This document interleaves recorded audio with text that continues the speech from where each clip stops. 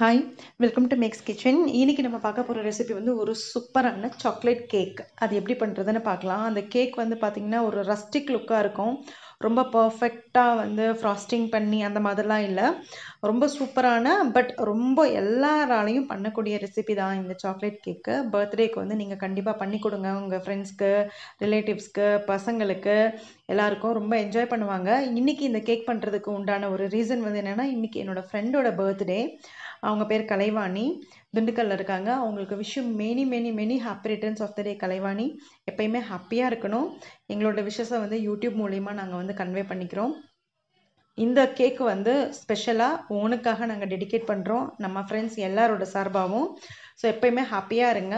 Cake எப்படி இருக்குன்னு சொல்லி வீட்டில் நீயும் செஞ்சு பார்த்துட்டு எங்களுக்கு கமெண்ட் பண்ணு, ஓகேவா? நம்ம சேனலை இன்னும் சப்ஸ்கிரைப் பண்ணாதவங்க மறக்காமல் சப்ஸ்கிரைப் பண்ணிக்கோங்க. பக்கத்தில் இருக்கிற பெல் ஐக்கானையும் ப்ரெஸ் பண்ணுங்கள். அப்போ தான் நான் போடுற வீடியோவோட அப்டேட்ஸ் உங்களுக்கு வரும். சாக்லேட் கேக் எப்படி பண்ணுறதுன்னு பார்க்கலாம். சாக்லேட் கேக்குக்கு ஃபஸ்ட்டு நம்ம பண்ண வேண்டியது என்னென்னா, ஒரு பவுலில் கொஞ்சமாக ஹாட் வாட்டர், அதாவது இப்போ நீங்கள் லைட்டாக ஹாட் வாட்டர் ஊற்றுனீங்கன்னா நம்ம மிக்ஸ் பண்ணும்போது வார்ம் வாட்டர் ஆகிடும். அப்போ உங்களுக்கு சரியாக இருக்கும். 2 கப்பு ஹாட் வாட்டர், ரொம்ப சூடு இல்லை. அதில் ஒரு டீஸ்பூன் இன்ஸ்டன்ட் காஃபி பவுடர் போட்டுக்கலாம். போட்டுட்டு இதை நல்லா மிக்ஸ் பண்ணி விட்டுக்கலாம். இது கரையட்டும், இது அது முடிவு இருக்கட்டும். அதுக்கப்புறமா நம்ம ட்ரை இன்க்ரீடியன்ட் எல்லாமே ரெடி பண்ணி வச்சுருவோம். அதில் பார்த்தீங்கன்னா ஃபஸ்ட்டு நம்ம போட வேண்டியது என்னது, ஆஸ் யூஷுவல் மைதா மாவு. 1 கப்பு, நான் மொத்தமாக 3 கப்பு போட்டுக்க போகிறேன். இது மாதிரி 3 கப்புன்னு மலர்ந்து எடுத்துக்கலாம். 3 கப் மாவை அதை மெஷர் பண்ணி எடுத்துட்டாச்சு. இது நல்லா சளிச்சிக்கலாம். 3 கப் மாவுக்கு அப்புறமா கொக்கோ பவுடர் போடுவோம். 1/2 கப்பு கொக்கோ பவுடர். அப்புறமேல பேக்கிங் சோடா 2 டீஸ்பூன்.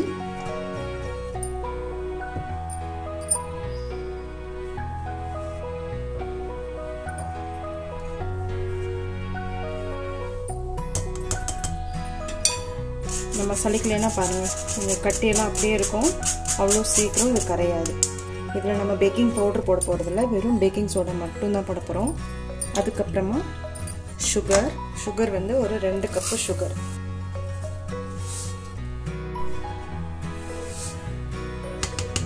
ரெண்டு கப் சுகர் போட்டாச்சு. இப்போ ட்ரை இன்க்ரீடியன்ட் எல்லாமே மிக்ஸ் பண்ணியாச்சு. இந்த டைமில் இது எல்லாத்தையும் மிக்ஸ் பண்ணிக்கலாம். லம்ஸ் இல்லாத மாதிரி பார்த்துக்கோங்க. இது சின்ன விஸ்கராக இருக்குது, பெரிய விஸ்கர் இருக்குது. லம்ஸ் இல்லாமல் பார்த்துக்கோங்க. இதை ஈவனாக மிக்ஸ் பண்ணிக்கலாம். இப்போது இதை நல்லா மிக்ஸ் பண்ணியாச்சு ஈவனாக.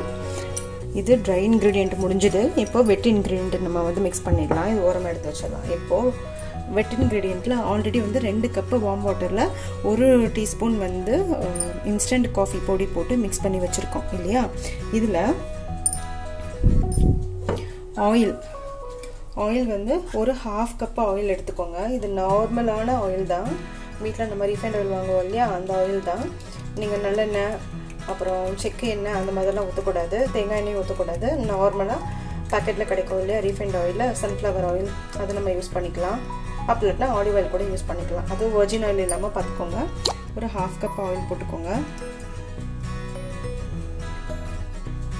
எம்எல்னு பார்த்தா உங்களுக்கு வந்து ஒரு 125 ml-லேருந்து 150 ml வரும். ஆயில் போட்டதுக்கப்புறமா வினிகர்.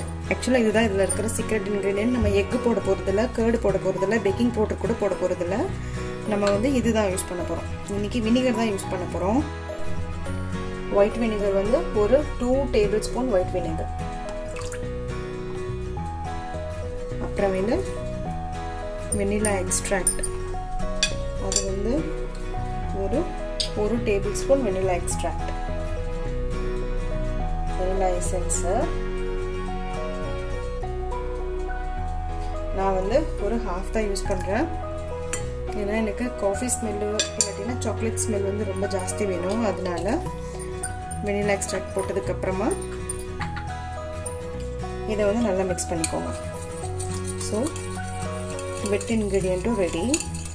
ட்ரைட் இன்க்ரீடியண்ட்டில் வந்து சால்ட் போட மறந்துட்டேன். ஏன்னா நான் எடுத்துருக்கிறது வந்து அன்சால்டட் பட்டர் தான். எனக்கு க்ரீம் சீஸ்க்கு யூஸ் பண்ண போகிறேன். அதனால் நீங்கள் சால்ட் கண்டிப்பாக யூஸ் பண்ணணும். இன்னொன்று மோரோவர் நம்ம இதில் சால்ட்டே பட்டரே நம்ம இதில் யூஸ் பண்ணலை, நம்ம வந்து எண்ணெய் தான் ஊற்றிருக்கோம். இன்கேஸ் நீங்கள் வெண்ணெய் போடுறதா இருந்தால், அதுவும் சால்டட் பட்டர் போடுறதா இருந்தால் நீங்கள் சால்ட்டை வந்து நீங்கள் அவாய்ட் பண்ணிவிடுங்க. சால்ட் வந்து ஒரு டீஸ்பூன் சால்ட்டு போட்டுட்டு இதை நல்லா மிக்ஸ் பண்ணிக்கோங்க. இப்போது இந்த ட்ரை இன்க்ரீடியண்ட்டை வெட் இன்க்ரீடியண்ட்டை ஊற்றிடலாம். அப்படியே மிக்ஸ் பண்ணிக்கலாம். மிக்ஸ் பண்ணிவிட்டு நான் ஊற்றிடுறேன்.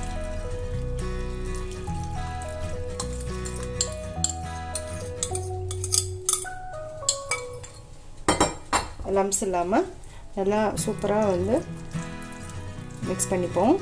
இன்னும் மிக்ஸ் பண்ணிவிட்டு காமிக்கிறேன். சூப்பராக மாவு மிக்ஸ் ஆகிடுச்சு. லைட்டாக டேஸ்ட் பண்ணி பார்த்துக்கலாம் எப்படி இருக்குன்னு.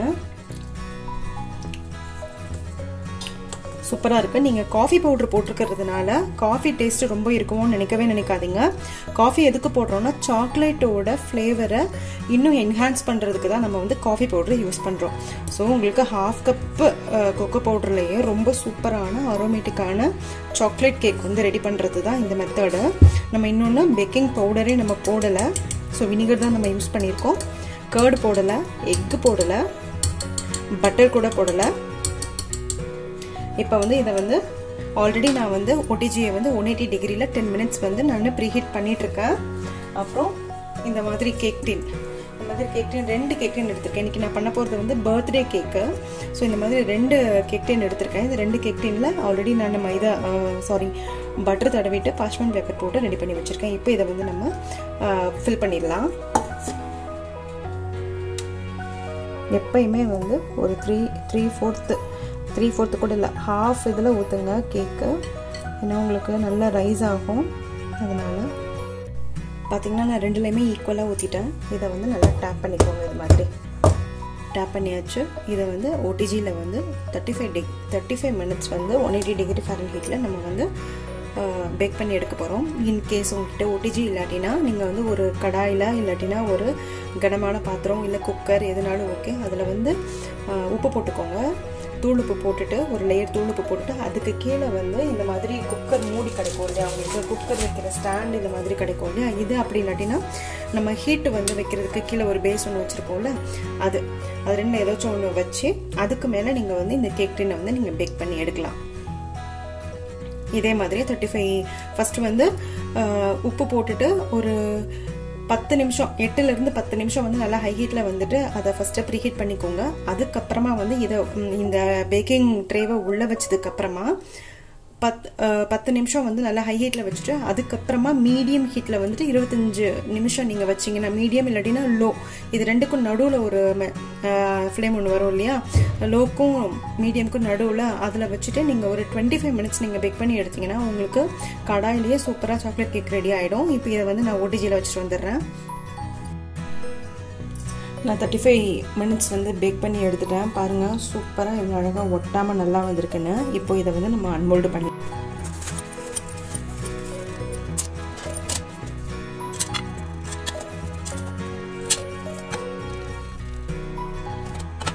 பாருங்கள் எவ்வளோ சூப்பராக கேக் வந்திருக்குன்ட்டு. ஸோ ஒரு சாக்லேட் லேயர் ரெடி, இன்னொரு சாக்லேட் லேயரையும் நம்ம ரெடி பண்ணிடலாம்.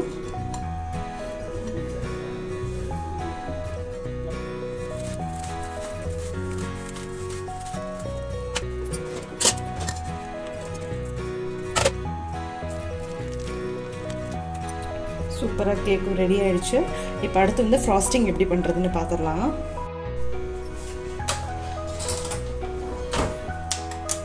இப்போ நம்ம ஃப்ராஸ்டிங்க்கு வந்து க்ரீம் சீஸ் எடுத்துக்கலாம். நான் வந்து இன்றைக்கி மில்கி மிஸ்ட் பிராண்ட் எடுத்திருக்கேன். ஃப்ராஸ்டிங் வந்து கம்ப்ளீட்டாக உங்களோட விஷ் தான், உங்களுக்கு எப்படி வேணுமோ நீங்கள் பண்ணிக்கலாம்.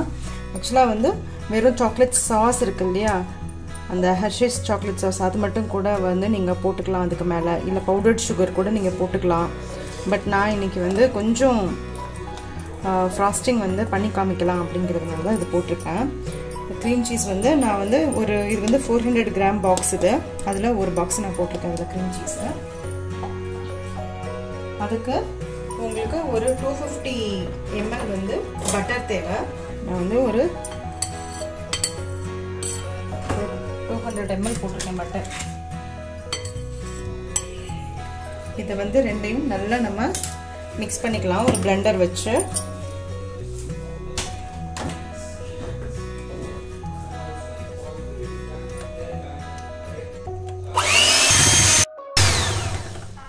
நான் ஒரு 3 நிமிஷம் வந்து நல்லா அடிச்சிட்டேன். பார்த்தீங்கன்னா எவ்வளோ சூப்பராக இருக்குது பாருங்கள். இப்போ க்ரீம் சீஸும் பட்டரும் வந்து நல்லா ஈவனாக பிளெண்ட் ஆகிடுச்சு. இதுக்கப்புறமா வந்து என்ன பண்ணணும்னா சுகர் போடணும், கொக்கோ பவுடர் போடணும். ஃபஸ்ட்டு நம்ம வந்து கொக்கோ பவுடர் போட்டுக்கலாம். நான் 1 கப்பு கொக்கோ பவுடர் போட்டுக்கிறேன். அப்புறம் சுகர் வந்து பொடி பண்ணி வச்சுருக்கேன். அந்த பொடியை வந்து நம்ம போட்டுக்கலாம். இல்லாட்டினா நீங்கள் கடையிலேயே வந்து கேஸ்டர் சுகர்னு விற்கும், அது கூட நீங்கள் வாங்கிக்கலாம். பட் வீட்டில் இருக்கிற சுகரை வந்து நான் பொடி பண்ணி வச்சுருக்கேன். அது வந்து ஒரு 3லேருந்து ஒரு 4 கப்பு போட்டுக்கலாம். ஸ்வீட் நமக்கு எவ்வளோ தேவையோ அவ்வளவு. உங்களுக்கு வேணும்னா 5 கப் கூட போட்டுக்கலாம். பட் நான் வந்து ஃபஸ்ட்டு ஒரு 4 கப் போட்டு பார்க்கலாம் ஸ்வீட் நமக்கு எவ்வளோ இருக்குன்ட்டு. ரொம்ப இருந்தாலும் திகட்டும் இல்லையா. 1 2 3 கப் சுகர். நம்ம ஃபஸ்ட்டு இதை போட்டு நம்ம பிளெண்ட் பண்ணி பார்ப்போம். டேஸ்ட் எப்படி இருக்குன்னு பார்த்துட்டு அதுக்கப்புறமா நம்ம மிக்ஸ் பண்ணிக்கலாம். இதோடய வந்து நான் கொஞ்சம் வெனிலா எசன்ஸும் போட்டுடுறேன். வெனிலா எசன்ஸ் வந்து ஒரு 1/2 டீஸ்பூன் இருந்தால் போதும் ஒரு ஃப்ளேவருக்காக. அப்புறமா கொஞ்சமாக சால்ட்டு. க்ரீம் சீஸ்லேயே ஆல்ரெடி சால்ட் இருக்கும், அதனால கொஞ்சமாக நம்ம சால்ட் மட்டும் போட்டுக்கலாம்.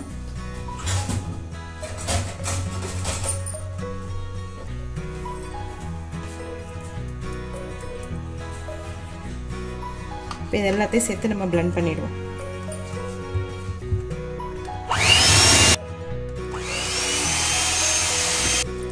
சூப்பராக நமக்கு வந்து ஃப்ராஸ்டிங் ரெடி ஆயிடுச்சு.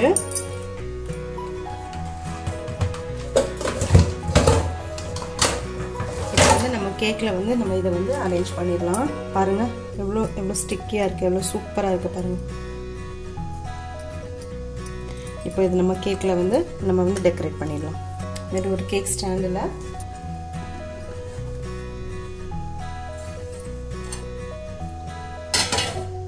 ஒரு லேயர் வச்சுட்டேன். இப்போ இதை வந்து நம்ம போட்டுருவோம். ஒரு ஸ்பேட்டுலா, ஒரு கேக் ஸ்பேட்டுலா எடுத்து இதை நல்லா இது மாதிரி இது பண்ணி விட்டுருங்க, ஸ்ப்ரெட் பண்ணி விட்டுருங்க கரெக்டாக ஈவனாக. இந்த கேக் வந்து ரொம்ப ரஸ்டிக்காக இருக்கும்.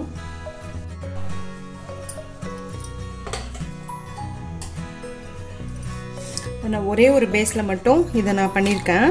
ஏன்னா பெரிய கேக்காக வந்துச்சு, அதனால தான் அதை நான் ஒரு பேஸை எடுத்து தனியாக வச்சுட்டேன்.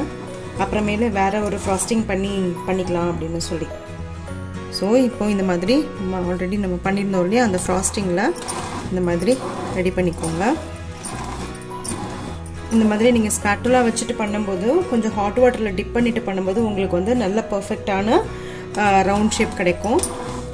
இப்போ இது ஒரு ரஸ்டிக் லுக்கு கொடுக்கறதுக்கு வந்து நம்ம என்ன பண்ணலாம்னா ஒரு சிசரு அப்படி இல்லாட்டினா ஒரு இந்த மாதிரி நைஃப் அப்படி இல்லாட்டினா ஸ்பூன் அது மாதிரி எடுத்துகிட்டு சும்மா ஜஸ்ட்டு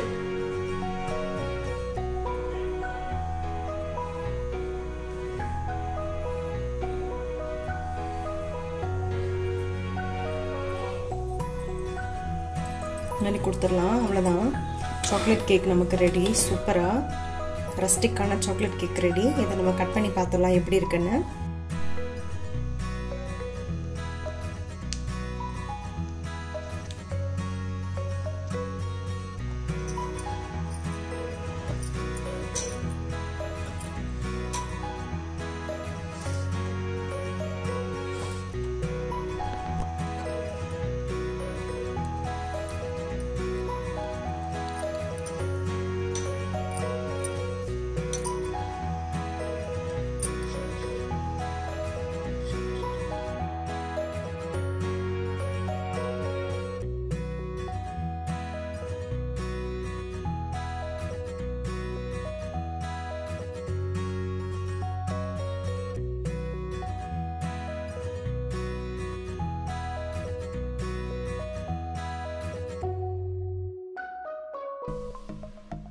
சப்ஸ்கிரைப் பண்ணுங்கள், மறக்காமல் பெல் ஐக்கானை ப்ரெஸ் பண்ணுங்கள். அப்போ தான் நான் போடுற வீடியோஸோட அப்டேட்ஸ் உங்களுக்கு வரும். லைக் பண்ணுங்கள், கமெண்ட் பண்ணுங்கள், ஃப்ரெண்ட்ஸோடு ஷேர் பண்ணுங்கள். தேங்க்யூ.